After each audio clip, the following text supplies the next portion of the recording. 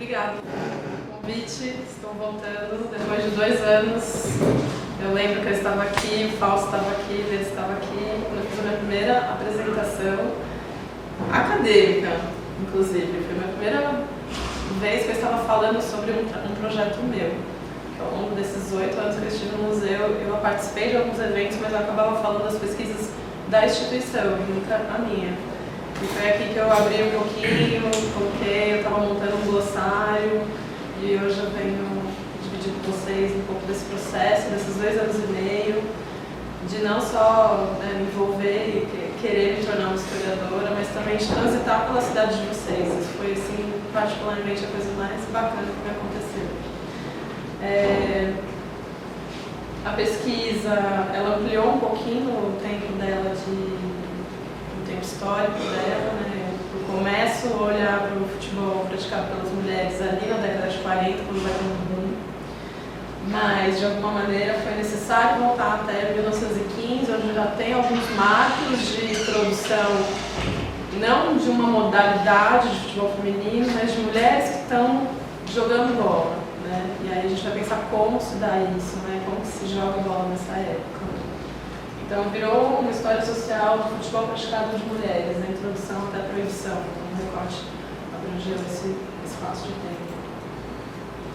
E aí eu começo um pouco pelo final, pelo infográfico que a gente vai criar a partir dessa ideia. Né? E aí eu trago de novo que não é uma pesquisa histórica sobre futebol feminino, mas é sobre futebol. Né, olhar para o fenômeno do futebol, pensar desde suas popularizações e interrupções, né, pensar que isso já aconteceu em outros temas interseccionais, né, de raça, de classe, e vai acontecer no caso da participação das mulheres. Então, é um pouco olhar para essas mulheres que estão jogando bola nesse período, e aí cada uma dessas bolinhas são pontos de encontros, de vestígios dessas mulheres. Né, algumas no Rio de Janeiro, onde eu trago com especificidade, outras em outros lugares.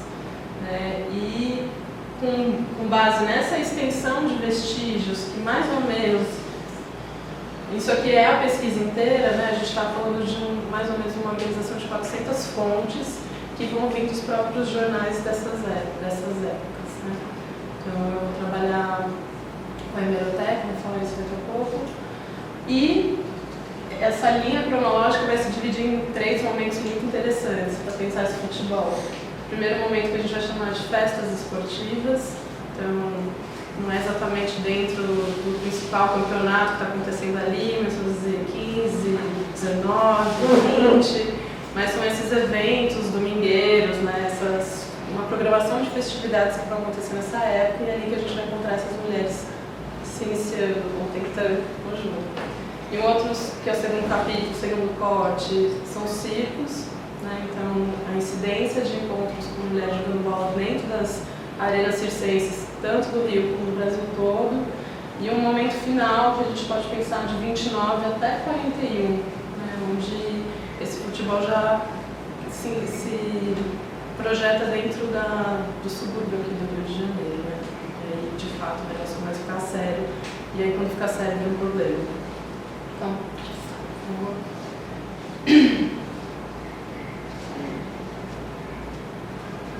essa é a motivação inicial desse projeto de pesquisa. Né? Então, não existia assim, uma organização. O que acontece antes da proibição desse futebol aqui no Brasil, jogado pelas mulheres. Né? Acho que a maioria das pesquisas começam no pós-proibição, pós-41. Então, meu desejo era olhar para essa proibição e pensar, gente, se aconteceu uma proibição, aconteceu alguma coisa antes. Alguém causou, né? Alguém estava ali jogando, aconteceu alguma coisa. E aí é um pouco nesse cenário, né? Esse mapeamento, que é um resultado das pesquisas, que a gente começa a entender que, de fato, quando ele vira algo muito sério, né? Então, aqui a gente já está falando de 15 equipes de futebol aqui do Rio de Janeiro, distribuída já num circuito muito vivo, que é o circuito de futebol suburbano. E a gente fala disso no terceiro capítulo. Tá? Aqui eu falo muito rapidamente, eu cheguei a apresentar isso aqui, né, um glossário que foi criado, eu pesquiso na plataforma do Banco de Dados da Biblioteca Nacional. Então, com contato com essas fontes históricas, a gente começa a entender Porque esse método de encontrar e não pesquisar só futebol feminino, eu saía de uma amplitude de, sei lá, 80 fontes e a gente vai parar com essas quase 400 fontes. Então, entender quais as palavras que se referiam ao futebol como feminino, fazer uma faturação, juntá-las, né, de formas diferentes, ajudou a colocar isso nas palavras de busca desse banco de dados e ampliar significativamente esses resultados de mulheres que estavam ali jogando bola de alguma maneira. Então, para quem não conhecia, né, eu usei essa apresentação durante a defesa, pode passar os resultados. Então, aqui é um exemplo, né, de futebol de moças, né, uma palavra meio diferente, mas você vai encontrando de um em um, e aí as informações vão revelando novas notícias da época. Eu não me restringi a uma fonte de jornal, então todas estavam em aberto para conhecer. Tem informações, às vezes, que são muito pequenininhas, né, que indicam, às vezes, um lugar. E a gente chegou a encontrar até entrevistas dessas jogadoras da época, que é muito legal ter, né, essa voz ali sendo registrada. O local do Rio de Janeiro foi oferecido pelas próprias fontes. Eu não escolhi o Rio de Janeiro como local, mas todas essas fontes me levavam para esse lugar. Ao mesmo tempo que, num outro momento, quando eu estou olhando mais para os círculos vão itinerar, e isso é muito bonito de ver que esse futebol de feminino chegou até Pernambuco, por exemplo. Então eu estava olhando tudo, né, desde as manchetes, o tamanho que essas manchetes estavam ocupando esses jornais, né, a forma de colocar essas mulheres que estão jogando, até outras descrições muito finas, né, como vão trazer, por exemplo, a escalação das jogadoras, e a escalação da época também já indica a posição dessas jogadoras dentro de campo, que é muito legal. E outra coisa que eu gosto muito de ver é quando eu encontro as raridades das imagens. Então a imagem também é muito, a quantidade de informações, né, sobre esse futebol praticado de mulheres é inferior, radicalmente inferior à masculina. Então uma foto qualquer eu soltava rojões, porque dá para pensar, né, que tem mulheres negras jogando, que tipo de roupa que elas usam, né, a identificação do fardamento delas, do brasão e etc. Pode passar. Então voltando aqui, então eu vou levar vocês para o meu primeiro capítulo, para então ter uma primeira referência no time de Vila Isabel, que eu vou jogar aqui no campo do zoológico. E a gente vai mais ou menos até 29, né, que é isso que eu chamei de festas esportivas. Né? Então a gente pode falar. Esse é o capítulo, pode passar. Essas festas esportivas, então, são ambientes que vão reunir, às vezes, 1, 2 ou 3 jogos masculinos, mas ele também tem uma grande programação que começa do início e vai até a noite. Nessa programação você tem uma série de modalidades lúdicas, esportivas, né? A gente está falando desde 1900 até 20, 25, 29, né? Isso vai se transformar nos festivais esportivos que a gente conhece, principalmente o futebol amador hoje. Mas nesse momento, né, pensar que as Olimpíadas estão começando, essas mesmas modalidades estão sendo experimentadas nesse lugar. E elas são experimentadas não só pelos homens, mas por mulheres também. Principalmente por meninas mais novas. Né? Então, pode passar. A gente está estudando aí um tempo, a gente se acostuma com a ideia da mulher torcedora, que é muito legal, né? Ali super bem representada. Mas essa aqui, por exemplo, é a mesma notícia, né? É a mesma página, no mesmo lugar, na mesma festa, lá na América. Então eu comecei a observar uma participação dessas mesmas mulheres, né, que são filhas, parentes, né, desses associados, de uma outra maneira, que é de forma prática. Né? Então a gente já vê, de novo, pelas próprias vestimentas, né, uma tentativa de ser esportiva, né, então a saia, uma tentativa de ter um uniforme. E aí é nesse ambiente, né, essas meninas que estão aqui representadas não são meninas que jogaram bola, assim, mas é mesmo nesse ambiente que a gente vai encontrar, sim, a referência de um jogo feminino, de um time. Nesse mesmo lugar, então, a gente encontra, não exatamente o futebol feminino, mas mulheres jogando. Né? Por que isso? Né? Existem times, por exemplo, mistos, ou existe um time de mulheres que vai jogar contra um time de homens. Né? E aí é muito legal que a gente vai encontrar a expressão futebol travesti, quando isso acontece. então não exatamente de homens travestidos, isso também acontecia na época, tinha carnaval, a gente encontra, mas a gente encontra essa mistura, né? Parece que é um futebol que não é o original, ou que é uma brincadeira, sendo chamado de futebol travesti, inclusive com referências no Pará, né? Não sei se acabaram de voltar de lá. Lá no Pará também tem essa expressão que é colocada. Então, nesse primeiro capítulo, eu vou passar por esses vestígios, né, do que algumas pessoas estão chamando de marco introdutório, de futebol feminino. Eu não vejo ele como um desenvolvimento, porque eles estão sempre quebradinhos, são julgados. Eles vão ser sempre tratados como brincadeira, como algo que não é levado a sério. Ao mesmo tempo, é legal olhar para eles, né, interpretar, ver o que está acontecendo em São Paulo, o que está acontecendo no Pará, o que está acontecendo aqui no Rio de Janeiro, principalmente, onde está sendo estimulado, né, esses momentos de festividade, sair de casa, de passear. Né. E aí tem um ponto muito legal da pesquisa, que é, por exemplo, existem referências sobre uma pessoa que é de Natal, né, no Rio Grande do Norte, que ele é referenciado como um introdutor desse futebol praticado por mulheres. E aí, de uma notícia de jornal, a gente vai parar num acervo, né, de uma instituição, que é esse Instituto Tavares de Lira, lá de Natal. E aqui, então, a gente já está falando de uma ruptura da ideia do marco inicial de futebol feminino, que todo mundo fala, lá na Zona Norte, de São Paulo, de Tremembé. Então, essa é uma foto de um ano antes, 1920. E aí, assim como essa foto, tem outras fotos aqui, né? E tem outras referências de mulheres jogando antes de 1921, que é esse tal marco que a gente conhecia até então. Esse eu acho muito curioso, não só pela qualidade desse acervo fotográfico que eu encontrei, mas porque quem montou esse time foi o João Café Filho, o nosso presida, quando o Getúlio se suicida, né? Ele que assume. E aí, não só isso, uma dessas mulheres que estão aqui é a Jandira Café, ou seja, a Jandira Café, uma ex-primeira-dama brasileira, foi uma jogadora de futebol, né, que está aqui representada. E aí, isso lá no Pará. Aqui no Rio de Janeiro, a gente vai observar o Flamengo tendo um time feminino que vai jogar contra uma equipe masculina, como eu disse, né, desses mistos. A gente vai ver o São Cristóvão, a gente vai ver o Vasco. E aí, aquelas referências do Vasco ali, 23, vai acontecer também 29. E aí um pouco esse debate das associadas, né? Você já tem uma produção de mulheres que são torcedoras desses times e que começam a vestir, né, essas camisas e representar essas equipes conhecidas masculinas.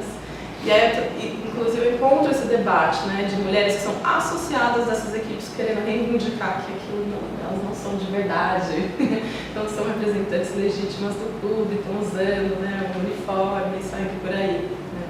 Então, esse capítulo ele termina um pouco nesses debates, né, nesses grupos de associados, de torcedoras que estão movimentando esses jogos.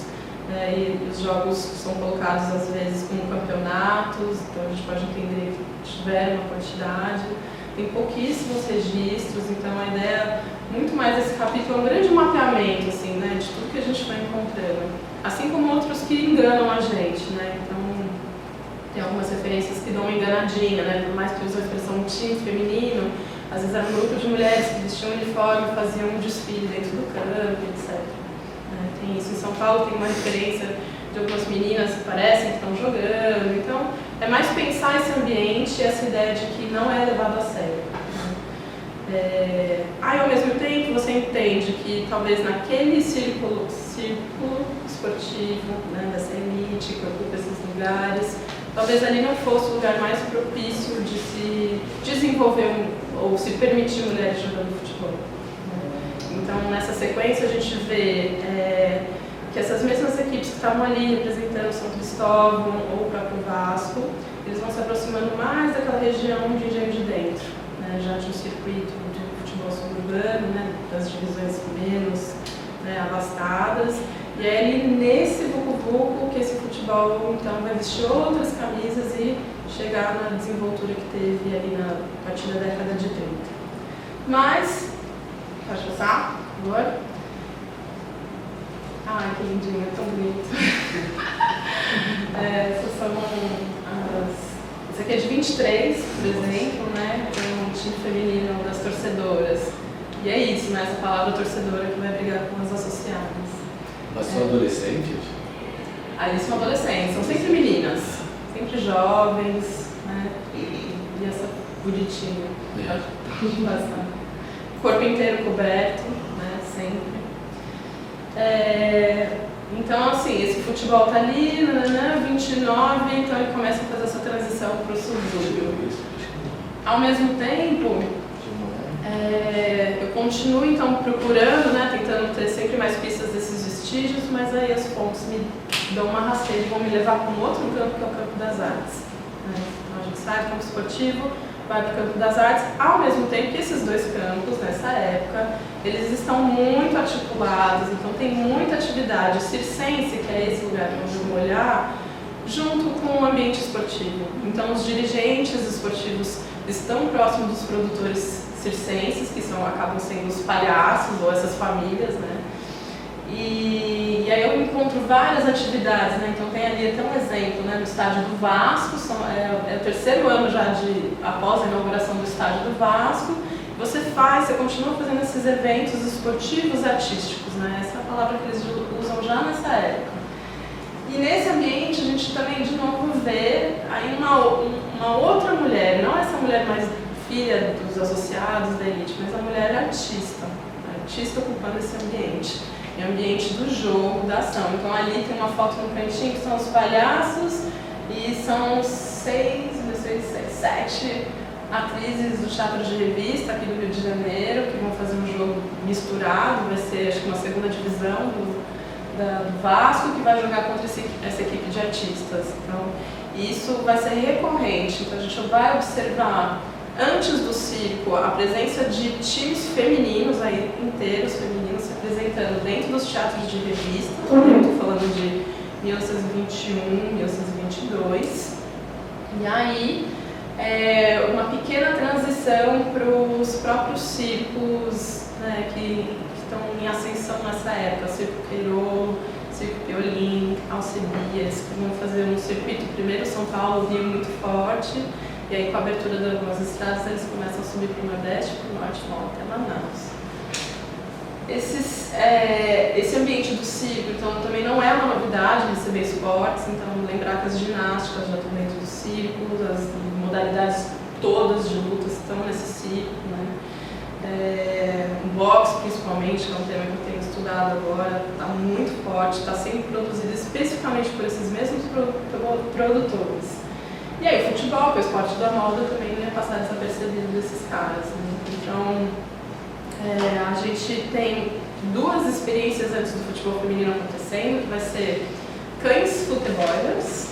Então, eles vão vestir os cães com os uniformes das equipes mais conhecidas aqui do Rio de Janeiro ou lá de São Paulo, e eles vão fazer um jogo, isso 22. Aí a segunda experiência é o ciclobol, que é aquela bicicletinha bem pequenininha assim, que os palhaços usavam, eles faziam uma partida de futebol da mesma forma, usando sempre o uniforme das equipes. E aí a primeira referência que eu vou encontrar é em 26, em São Paulo, no Circo Alcebiades, que é o circo que acolheu e projetou o Piolim, que é o principal palhaço do Brasil, ele organizando então os campeonatos de futebol feminino, né? Esses campeonatos vão estar articulados, né? Ali tem a PEA, tem algumas dissidências em São Paulo, entre, né, alguns times que eles chamam de elite, os times que estão surgindo, que são um pouco mais populares. Então eles se fecham com um desses grupos e vão vestir as meninas com esses uniformes, né? Lembrando que essas mulheres são as esposas, são filhas, né, desses produtores circenses. E aí outra coisa é uma estratégia de venda, então o circo se apresenta na sexta, no sábado, no domingo, na segunda-feira. Então eles montam sim um campeonato, deixavam a taça na entrada ali da lona.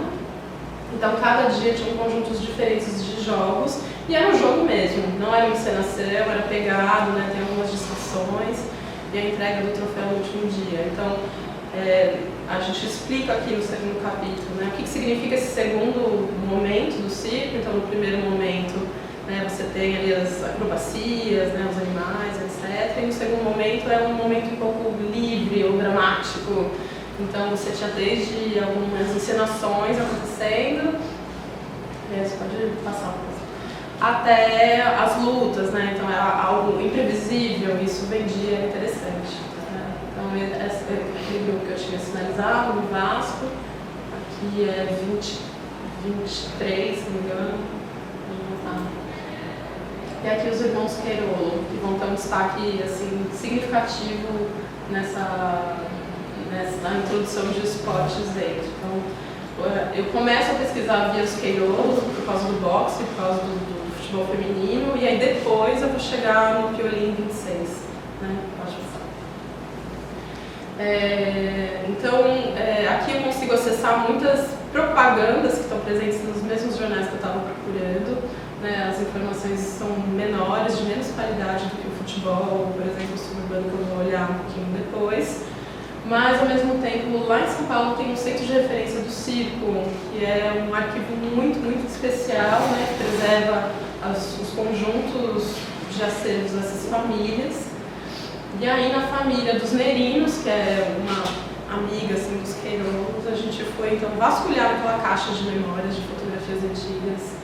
E a gente vai, então, começar a encontrar esses vestígios, né? Então, olhar para essas mulheres, olhar a roupa, elas também, como o circo itinera, eles vestem as roupas diferentes conforme a cidade onde o circo para. Né? Dá para ver o gol ali atrás, que é muito legal. E, por mais que a gente ache que essas pernocas estão de fora, assim como as meninas do Vasco, elas têm uma meia calça, elas estão usando uma meia calça, quando você vê a fotografia, né? Então, existe um desejo ali de proteger, talvez porque, enfim, é muito legal pensar que tipo de mulheres são essas, né? Como são a mulher do circense, ela fica no meio termo entre a mulher prostituta, né? A atriz e a jogadora. Faça mesmo, por favor. Aqui também mais um acervo que a gente encontrou, aqui de Juiz de Fora. Crianças, de novo, as meninas participando. Tem um depoimento de uma dessas mulheres que participaram numa outra pesquisa, e aí ela fala então que se a gente olhar a arquitetura de um circo, ela é igual no estádio, né? Tem toda aquela circunferência, e aí que os palhaços dividiam então em dois, né? Aqui é de um time, aqui é de outro, começava a partida, e que as mães tapavam os olhos das filhas para elas não verem esse absurdo dessas mulheres jogando bola. Então, um pouco isso. Deixa eu passar. Esse é um pouco o resultado, né, desse trecho. Então, os locais onde eu encontrei essas referências de circo com futebol feminino, começando pelo Circo Alcebia, em São Paulo, ali em 26 e 27. E esse futebol, ele vai até a proibição, ele vai até 40, depois você tem algumas referências bem esparsas, mas basicamente ele vai ocupar a década de 30 e ele vai itinerar, e provavelmente essa itinerância que chegou até Recife, que é do Circo Nerino, o Circo Nerino ele vai ter uma das turnês mais famosas assim, dessas famílias circenses, porque eles compraram um trator. Então eles iam com esse trator abrindo as estradas e uma série de caminhões, e alguns trechos eles faziam de barco. Então eu ainda não encontrei essas referências nesses caminhos do Nerino, mas é muito provável que essa imagem, essa ideia de mulher jogando bola já ali em 30, 32, 33, tenha chegado até Manaus. Bem possível. E aí tem uma base também do sul, porque essas famílias, algumas dessas mulheres casaram e ficaram ali na região de Curitiba. Deixa eu passar. E aí a gente vai chegar finalmente no terceiro capítulo, que talvez seja o inverso, né, onde começa essa pesquisa. Ele é um capítulo que já estava espalhado em alguns artigos produzidos por outros pesquisadores. A própria Leda tem outros textos que vai pensar essas meninas, vai pensar essas mulheres, a própria Dira Grana, alguns personagens que a gente, eu tinha a ideia de tentar reconstituir o máximo possível para entender quem são essas mulheres, porque esse arcabouço chamado subúrbio não dá conta, não dá conta, são mulheres diferentes, são regiões diferentes, é tudo muito diferente, mas fica dentro desse balão chamado subúrbio. A pesquisa então, tem essa transição dessas equipes do Vasco, como eu disse, que estão ainda jogando perto dessa zona sul, e aí ao mesmo tempo eles começam a reaparecer nessa região de Engenho de Dentro, que está aqui, né? Então o Engenho de Dentro já começa a absorver os times e algumas dessas mesmas jogadoras que estavam envolvidas ali com aquelas experiências anteriores reaparecem já vestindo o Brasil suburbano, né? Uma equipe da época. Pode falar. Então, nesse momento, você vê... volta um pouquinho. Voltar no anterior. Esse futebol, então, ele volta a reaparecer nessa imprensa esportiva em 31. Tem alguma... Ali acontece uma extensão de pelo menos uns 8 ou 9 jogos que eu encontrei. Mas aí tem uma interrupção que eu não sei explicar exatamente o que acontece depois de 32, que essas notícias desaparecem, né? Desaparecem, mas vão voltar com muita intensidade no final de 39 e no ano de 40. E aí muito motivado pelo Jornal dos Esportes, que a gente sabe muito bem, estava pensando em promoções esportivas no geral, né?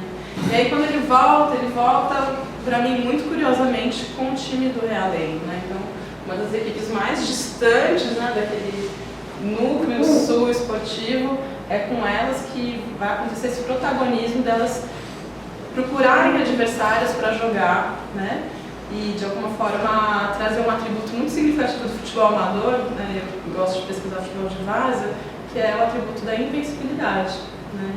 Então, não existe um campeonato de futebol feminino, né? Existem festivais onde vão surgindo outras equipes para tentar ganhar da equipe do Realengo. E ninguém consegue ganhar da equipe do Realengo. Então, ela vai começar a fazer essas itinerâncias, né? Então, primeiro ela joga entre si com outras equipes que estão surgindo ali, mais em Padre Miguel, Anchieta, e aí ela vai ocupando essas áreas, né? Pode voltar? Isso, essa é a equipe do Realengo. Então, essa foto, por exemplo, é da revista Educação Física e ela está com a legenda errada nessa revista. Então, se alguém já se deparou, vai ver que está escrito Benfica, mas não é. A gente, com o acúmulo das fotos, a gente já conseguiu identificar até as jogadoras.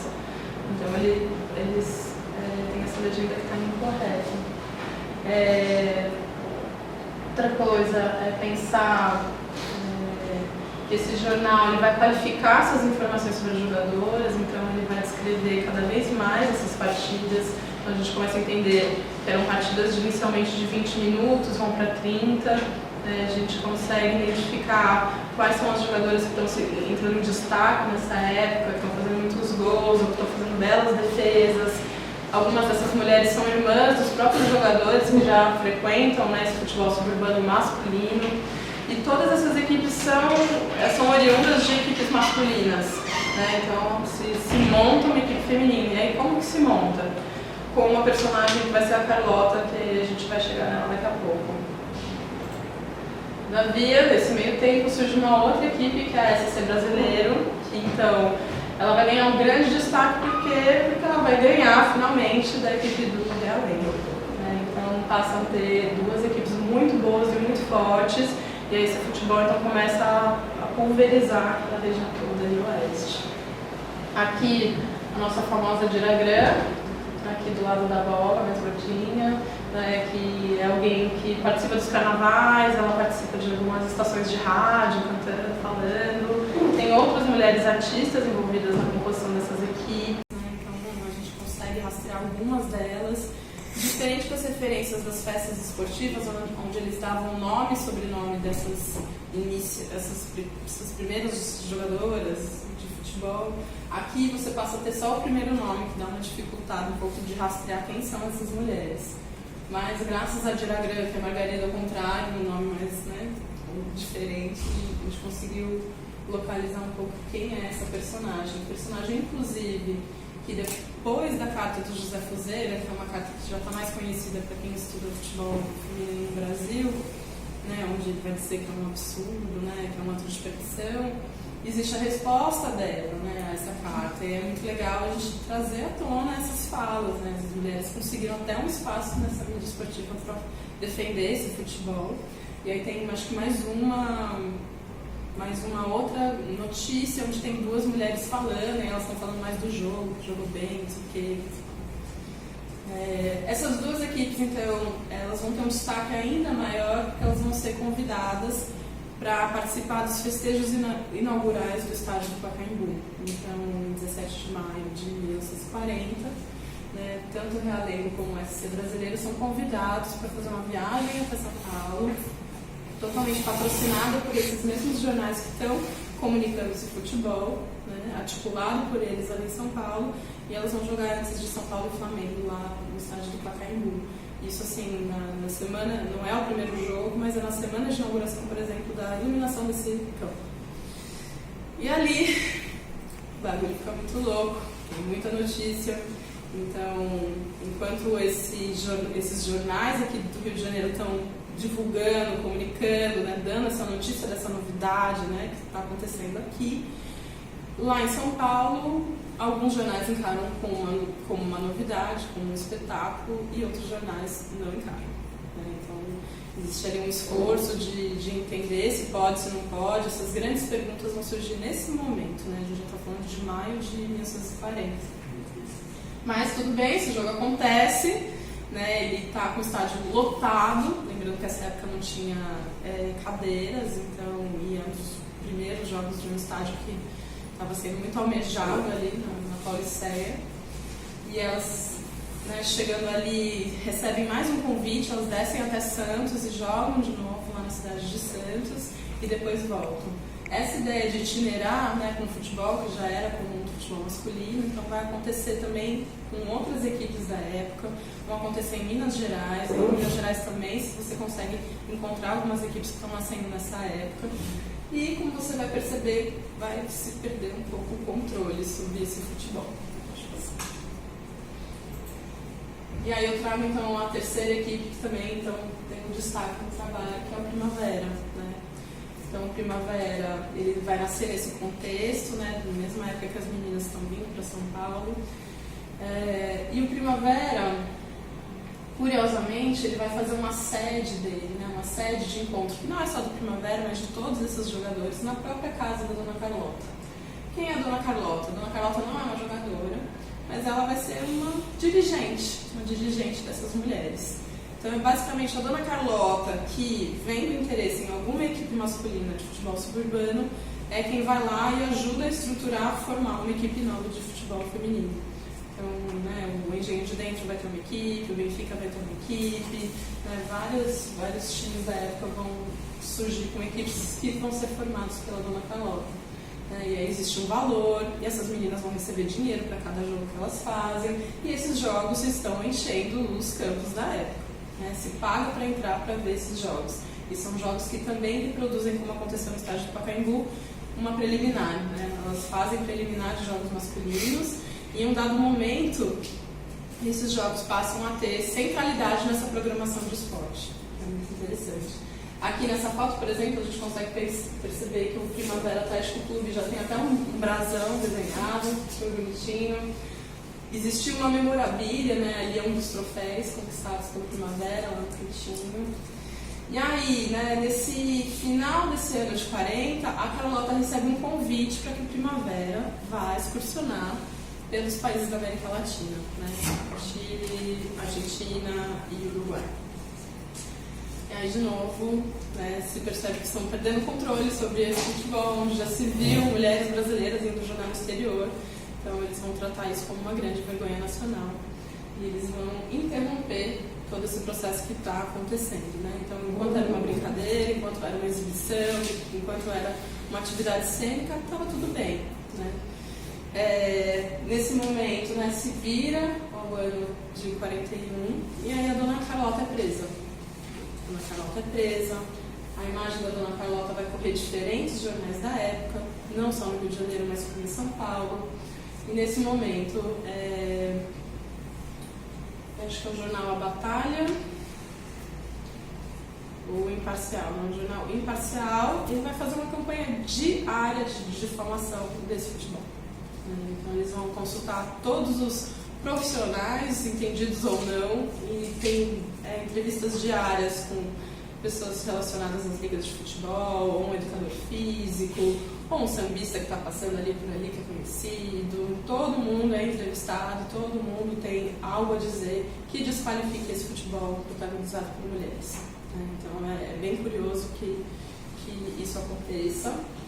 O Jornal dos Esportes, ele tenta defender, mas não segura essa onda. Essa desqualificação vai transcender a ideia de que a mulher pode ou não jogar futebol, mas ele vai considerar que a Dona Carlota alicia essas meninas, né, que o futebol é uma ferramenta de fazer com que elas fiquem com seus corpos belos e bonitos, e que dali, né, nesse encontro, ela levaria para os dancings e aí essas meninas venderiam danças ou até os seus corpos.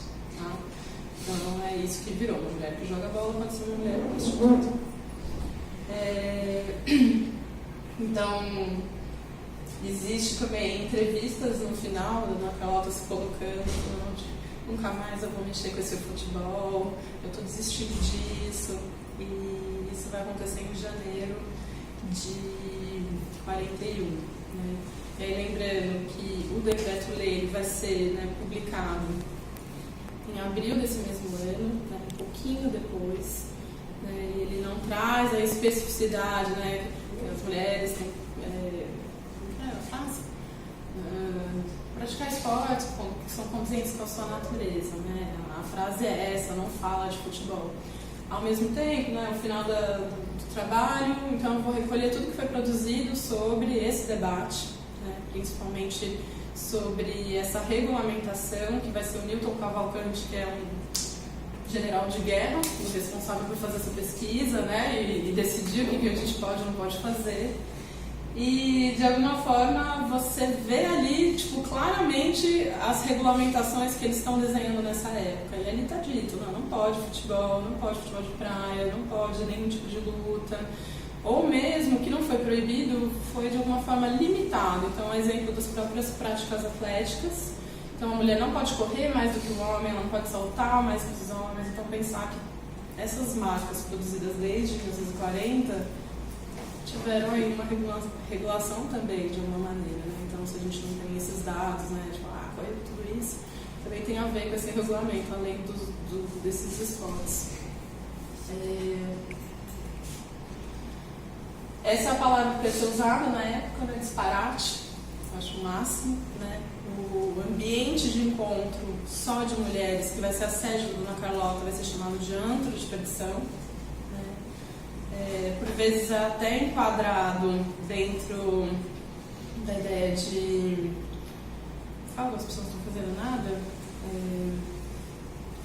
você tinha uma lei da vagabundagem, isso, exatamente, né? Então eles vão, né, fazer descrições horríveis, né? No Direito Civil, a gente entrou dentro da sede e essas mulheres estavam falando deliberadamente, fumando livremente e jogando tampinha. Então, de novo, né, mostrando esse perigo que era ter um espaço legítimo de encontro de mulheres, só de mulheres, feito por mulheres.